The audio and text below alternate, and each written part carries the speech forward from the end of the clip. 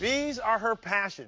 She's a busy queen bee, educating millions across social media on the secret life of bees. Check her out. I got a call to remove a colony of bees from a compost bin, and here's how I did it. The colony had been there for months, and there were tens of thousands of bees. So I started to carefully move the comb structure from the bin into a temporary travel hive. I put the comb into frames using rubber bands to secure it for transit. Then I started to get the bees into the temporary hive by scooping them up with my hands. These bees were pretty gentle and did not try to sting me as I worked with care and intention, all while looking for the queen bee, who is the largest bee in the colony.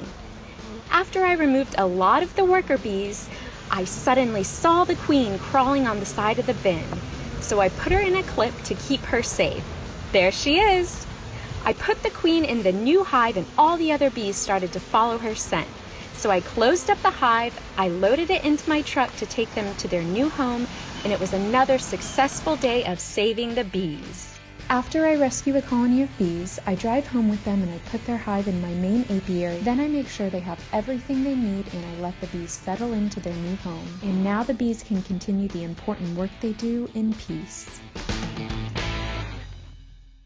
Joining us now is beekeeper and enthusiast Erika Thompson. Man, it's hard to watch that video without thinking she's putting her bare hands and the bees and scooping them up. Like, what gives?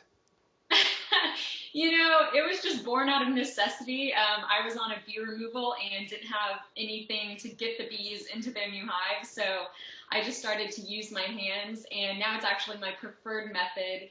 In general, most honeybees don't want to sting you. They don't want to be that defensive. And in those scenarios, when I'm removing a colony of bees, usually they're so focused on what's happening with the hive and the queen, and they just want to get into their new home. So they're typically not as focused on stinging me. But if I were wearing gloves, sometimes I wouldn't be able to feel them as well. I lose a lot of dexterity if I'm wearing beekeeping gloves. They're really thick. They're like welding gloves almost. So I think the dexterity and the mobility is really important, especially when you're working with such tiny creatures. Have you always been into bees, or when did you start developing this passion? Because it's not exactly a very common thing to be into bees. Most people are actually running from the bees.